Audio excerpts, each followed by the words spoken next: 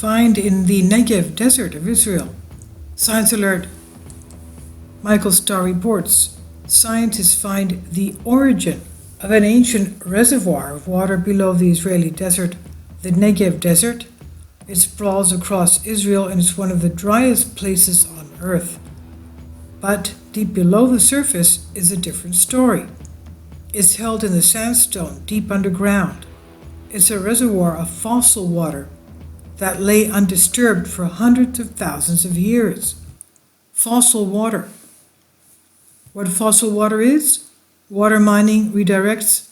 Fossil water, or PALEOWATER, is an ancient body of water that has been contained in some undisturbed space, typically underwater, groundwater, in an aquifer for millennia. Other types of fossil water can include subglacial lakes, such as Antarctica's Lake Vostok, and even ancient water on other planets. UNESCO defines fossil groundwater as water that infiltrated, usually millennia ago, and often under climatic conditions different from the past, and that it has been stored underground since that time. Dr. Karen Kemper, Non-Renewable Groundwater Resources, Guidebook Social Sustainable Management for Water Policy Makers, UNESCO 2006, defines it. Determining the time since water infiltrated usually involves analyzing isotopic signatures, determining fossil status of the water, whether or not that particular water has occupied that particular space since the distant past, involves modeling the flow and recharge, the losses of aquifers, which can involve significant uncertainty.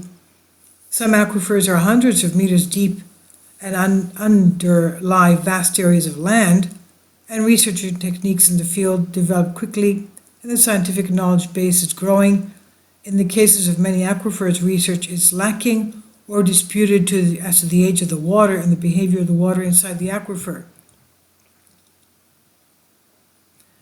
So researchers now know this water is old because it cannot have been replenished by any recent rainfall, because it's a desert, doesn't have rain enough. There's barely enough every year to moisten the ground, just a few inches at most. Therefore, the aquifer must be a product of the region's ancient history, a testament to the dramatic changes wrought on the landscape over thousands of years. But where did the water come from? The aquifer forms part of the Nubian sandstone aquifer, the bulk of which lies under the Eastern Sahara. Is it at all connected? How much water is under the Negev-desert, and what's it doing? Now, the Nubian sandstone aquifer is the world's largest known fossil water aquifer, according to Wikipedia, located underground in the eastern end of the Sahara Desert, spanning the political boundaries of 4 countries in northeastern Africa. Land area spanning over 2 million square kilometers, including northwestern Sudan, northeastern Chad, southeastern Libya, and most of Egypt. It contains an estimated 150,000 square kilometers of groundwater. The significance of the NSAS, that's the Nubian Sandstone Aquifer System, NSAS, as a potential water resource for future development programs in these countries is extraordinary. Recently, the Great Man-Made River Project, GMMR, in Libya began extracting substantial amounts of this water, removing an estimated 2.4 square kilometers per year, and this system is primarily used to supply water in the Kufra Oasis. So that's huge, the biggest, as we said, the biggest reservoir lying under the Eastern Sahara. Is it connected? To find out, a team at the Ben Gurion University of the Negev turned to an unusual technique developed at the U.S. Argonne National Laboratory, analysis of a rare radioactive isotope of the gaseous element krypton. Why this? They managed to trace the origins of the groundwater to 2 events, one just under 38,000 years ago, and the other around 360,000 years ago, and this is how it works. After they collect water from over 20 wells in the desert, the researchers separated out the krypton gas in their samples. This is then subjected to Argon's technique called atom trap trace analysis. This can pick up the rare radioisotope krypton-81 from the krypton gas and date it to the range between around 40,000 and 1.5 million years ago. And in addition, they look for deuterium, the heavy isotope of hydrogen that can be produced by evaporative processes.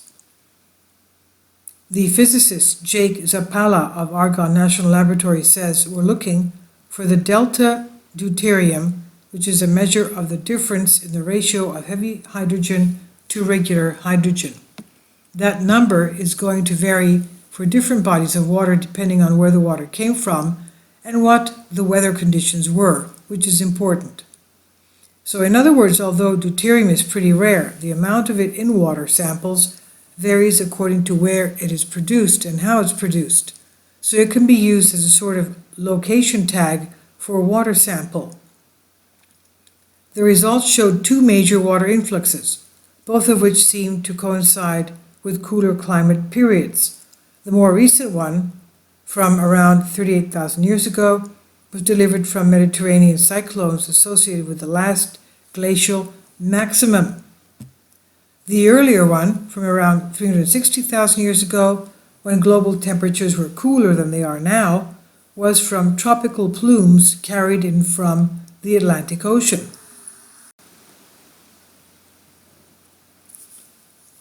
Zappala said, "To our knowledge, this was the first time that groundwater could directly be used as a climate archive on these long time scales. Using the radiokrypton dating, we're able to say when it rained, and the heavy to light water ratio directly tells us something about the weather pattern. So we have a direct correlation between time and regional weather patterns," end quote. The findings reveal that the water under the negev-desert of Israel is not the same fossil water under the Sahara deposited by Holocene monsoons, but it also shows a new way we can use fossil water to piece together the climate dynamics of the past. In turn, this could help us model current and future climate behavior, an important part of understanding the planet we live on. The research has been published in PNAS. All right, so the Negev water, which is really paleo water, millions of years old, well, hundreds of thousands of years old, is not part of the huge underground Sahara Desert paleo water. This is totally different. It's got its own chamber.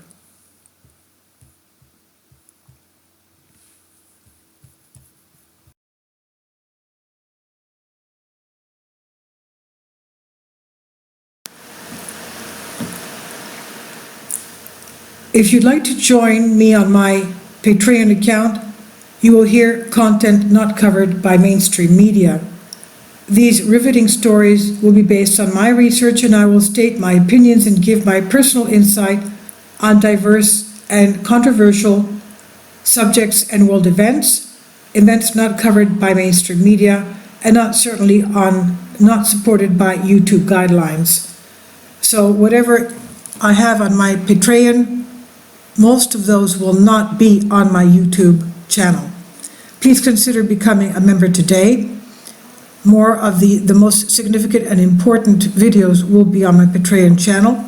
Your support helps me to continue my research and keeps this YouTube channel alive. And we depend on your support, your generous charity, because we help economically challenged families here in Athens, Greece, in Kapota, and we also help the young generation with university tuition and the community around our church. Thank you.